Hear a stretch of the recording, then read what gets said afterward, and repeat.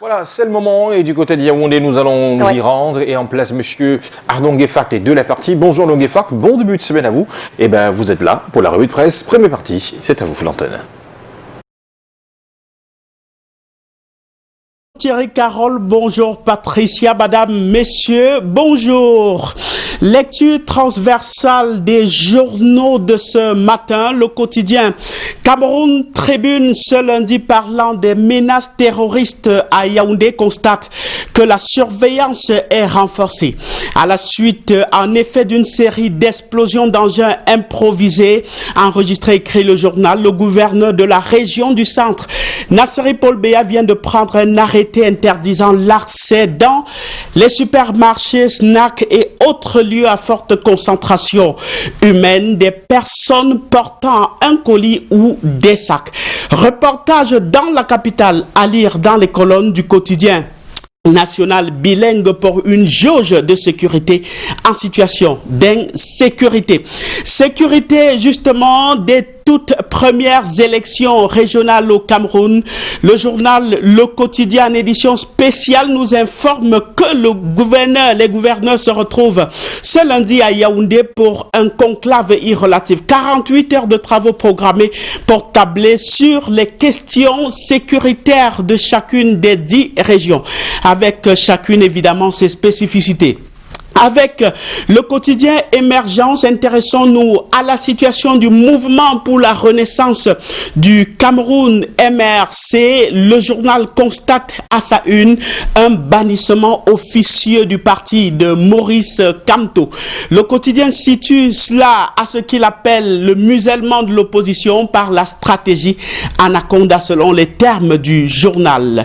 De quoi s'agit-il concrètement? Réponse dans la parution de ce lundi matin. La capitale Yaoundé joue bien sa phase de rémission pour la pandémie Covid-19, mais il y a cette vague de l'Ouest qui donne de la fièvre à la cité. Constat du quotidien Mutation dont la une de ce lundi matin sonne l'alerte. 18 cas enregistrés en 24 heures seulement dans un district de santé. Le gouverneur de la région, Awa Fonka Augustine, a vite fait de porter l'information au public, dont sans rappeler les prescriptions du gouvernement relativement aux mesures barrières toujours en vigueur, vous le savez. Mesures barrières bien en place justement au centre des jeunes aveugles réhabilités du Cameroun Séjar, bien plus qu'hier. Lady News rapporte dans son édition de ce matin que l'institution en charge de l'encadrement des handicapés visuels vient de recevoir des kits anti-Covid-19 des mains du ministre des Affaires sociales, Pauline Irène Guéné. Par ce geste conclu, le journal tient le Séjar par la main. Prescription du membre du gouvernement, bon usage à titre préventif et bon geste dans l'éventualité de prise en charge des cas. Nous continuons et de la prise en charge cette fois des naissances prématurées. Une bonne nouvelle à découvrir à la une du tri-hebdomadaire Éco-Santé. Cette bonne nouvelle, c'est l'intervention ou bien l'invention récente des couveuses Made in Cameroun. Belle réalisation qui sort des laboratoires de l'ONG Nakupenda pour apporter une solution au déficit de couveuses souvent en cause des mortalités néonatales dans notre pays. La présentation d'un échantillon du dit appareil a eu lieu le 4 mars. L'ONG allemand donne ainsi un autre sens à la coopération germano-camerounaise, un peu comme la coopération Cameroun-France d'un autre côté qui est magnifiée au plan judiciaire, un visage reluisant, deux femmes bien illustratifs à la une du journal Le Quotidien. Faustine Fosso, puisqu'il s'agit du sien, à la faveur de la commémoration le 13 novembre dernier à l'Institut des Relations internationales du Cameroun, IRI du 60e de la signature des accords franco-camerounais, a dans le plan judiciaire jeté un regard scientifique fortement salué. Membre d'un panel de haut niveau choisi pour traiter face aux élèves diplomates du thème La France et le Cameroun 60 ans après, un regard africain. Ce faisant donc, rapporte le journal Le Pélican, cette fois, Dr Faustine Fotso a étalé les bons points de la coopération judiciaire entre le Cameroun et la France, vu sur le parcours de 60 ans. Du bon nectar intellectuel collégialement servi aux étudiants venus nombreux par Pascal Messanga, Nyamding, Daniel Aboua, Faustine Fotso, évidemment, et bien d'autres. Faisons aussi justice avec le journal Perspective d'Afrique à l'armée camerounaise.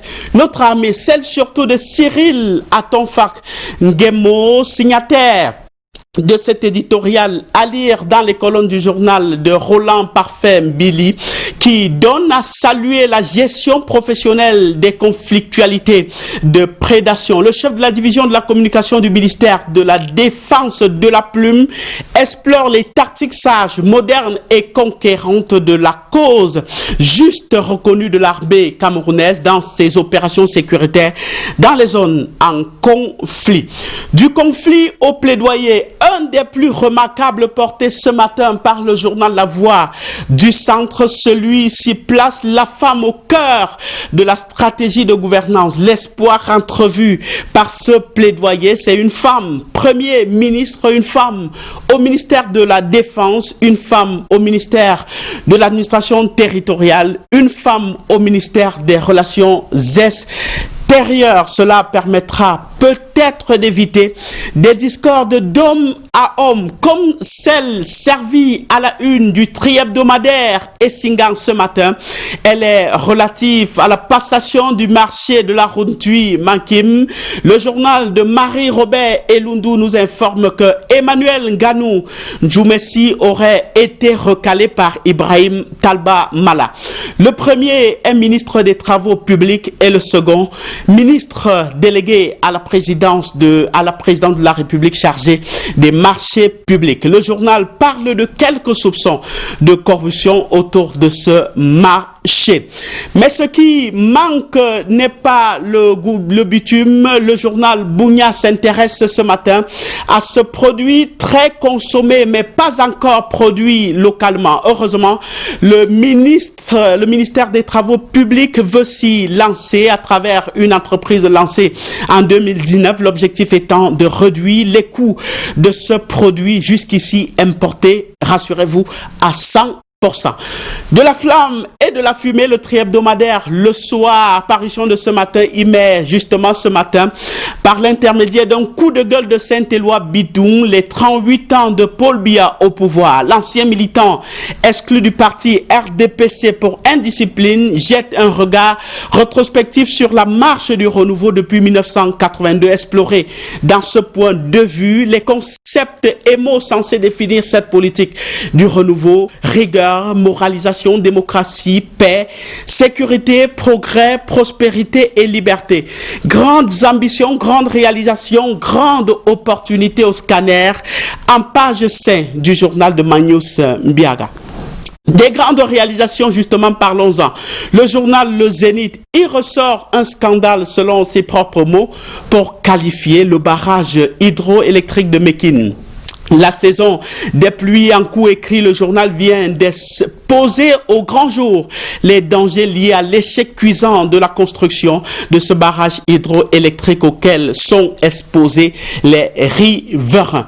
Loi de finances 2021, le journal Écho Matin de ce matin présente Cameroun First, la nouvelle logique guide de la conception du budget de l'État entre soutien massif aux producteurs locaux à travers un train de défiscalisation et de production locale dans les secteurs clés, exonération des droits et taxes de douane sur les importations d'équipements et intrants destinés à l'agriculture. Beaucoup de facilités qui font voir que le Cameroun d'abord passe dans ce budget. Et le Cameroun, du haut commissaire du Canada au Cameroun, en parle sans langue de bois dans une interview accordée au quotidien d'expression anglaise de Guardian Post.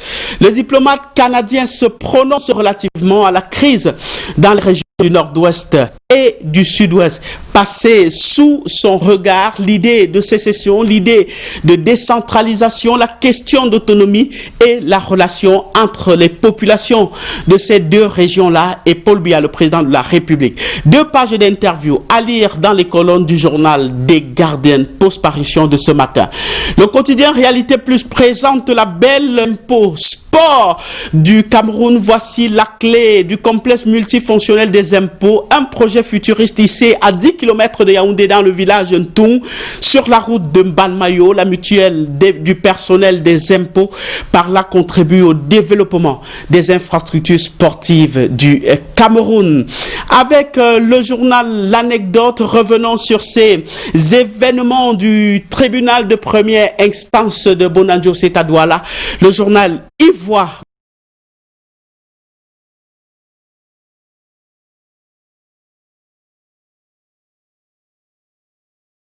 La suite me fait ton signe immédiatement après Anongefa Kayaoundé, après cette rupture un peu brusque. La suite de la revue de presse, donc, voilà, vous le disiez avec le quotidien, le messager qui nous plonge dans les méandres de cette affaire opposant le port autonome de Douala et Douala International Terminal, le journal qui en parle en s'appuyant sur le nouveau verdict de la Chambre de commerce internationale de Paris, la décision rendue publique il y a quelques jours seulement. On se souvient dans de nombreuses affaires judiciaires qui opposaient les deux entités.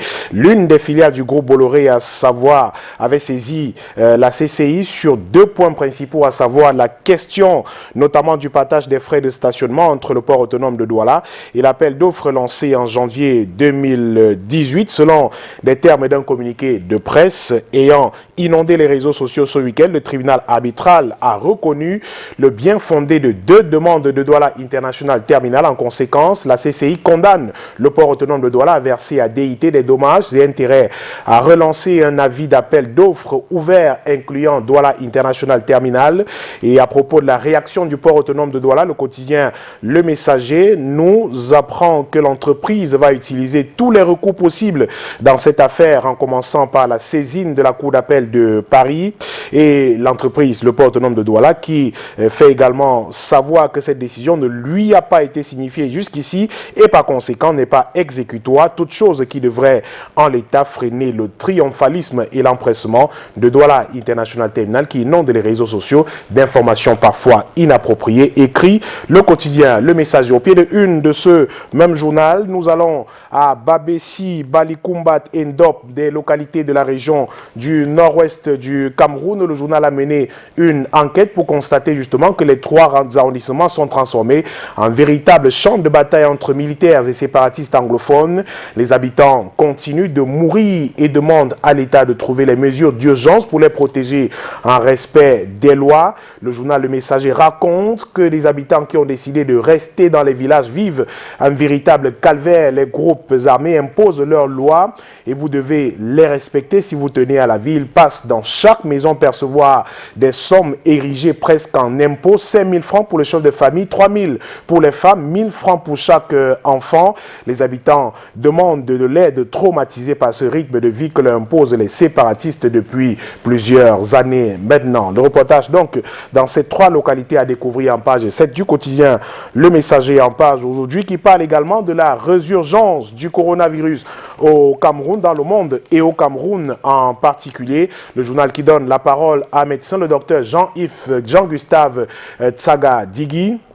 Pour lui, le coronavirus n'est pas encore vaincu. Dans cet échange à cœur ouvert, le directeur de l'hôpital régional Annexe DD a fait le point de la contribution de son établissement hospitalier dans la croisade contre le Covid-19, puis parle des difficultés auxquelles fait face sa formation sanitaire, tout en évoquant les différentes solutions qu'il apporte chaque jour afin de garantir les meilleurs soins aux populations de ce département justement, dans toute la zone DDA en général. Et en parlant toujours de coronavirus, le quotidien La Nouvelle Expression en kiosque aujourd'hui revient sur les propos niveau du gouverneur de la région de l'Ouest qui tire la sonnette d'alarme.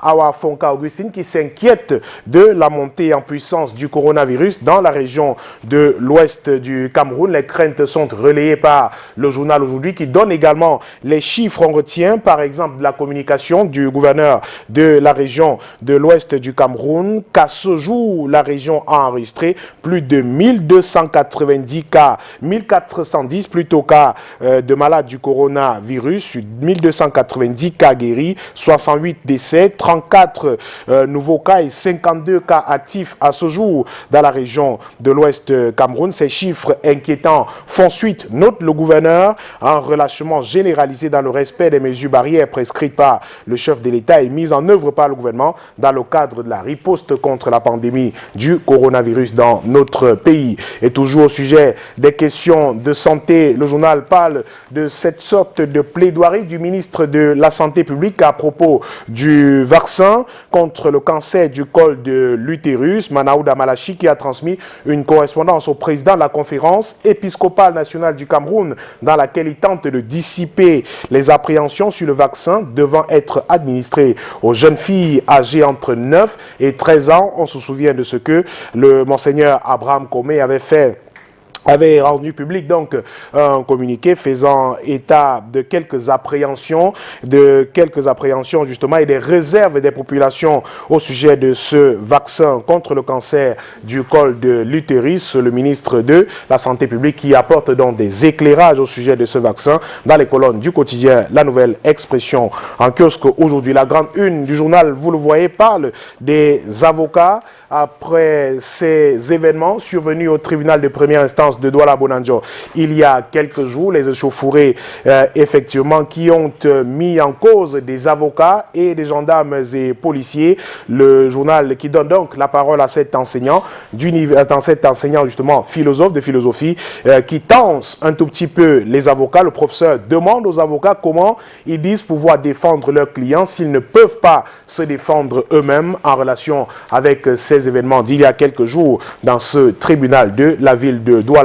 Le quotidien Info Matin en kiosque aujourd'hui reste justement dans les méandres de la justice pour parler de ces grands travaux du ministre de la Justice, Laurent Esso. Info Matin qui dresse d'abord le portrait de celui qu'il qualifie d'un infatigable bâtisseur dévoué à Paul Biya au sujet justement de ces nombreux travaux menés dans la justice camerounaise. Les grands chantiers de Laurent Esso revisités par le journal Info Matin en kiosque aujourd'hui, au-delà des infrastructures qui sont construites en dehors de la numérisation des données, l'humanisation de la vie carcérale se poursuit à travers un programme de construction de prisons épousant les normes internationales, tant sur le plan de séparation entre les catégories de détenus que de l'espace occupé par chaque détenu. Le garde des Sceaux s'investit également sur le front de l'application des mesures prescrites en fin mars 2017 par le président de la République visant à apporter des réponses aux revendications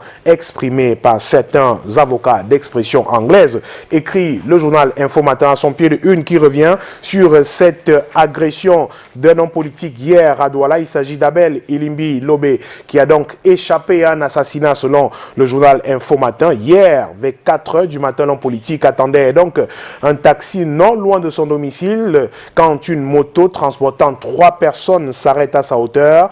Les minutes qui suivent vont être terribles pour l'homme et il reçoit 2 balles dans les pieds puis un coup de poignard au ventre après leur forfait, d'une brutalité qui laisse penser à un règlement de compte, écrit Info Matin. Les gangsters se sont enfuis avec le sac et les téléphones portables de leurs victimes, écrit le journal Info Matin. Abel Elimbi Lobé, dont la vie n'est pas en danger, suit des soins en ce moment à l'hôpital militaire de Douala, écrit le journal Info Matin. L'Œil du Sahel est également en kiosque ce jour. Le tri-hebdomadaire régional d'information du Nord Cameroun nous parle de ces 17 personnes enlevées en 5 jours à Touboro, dans une localité du septentrion camerounais. Le phénomène de prise d'otages a donc repris de l'ampleur dans l'arrondissement de Touboro, c'est dans la région du Nord Cameroun précisément. Des hommes lourdement armés sillonnent au quotidien dans les localités de cet arrondissement et prennent des hommes en otage.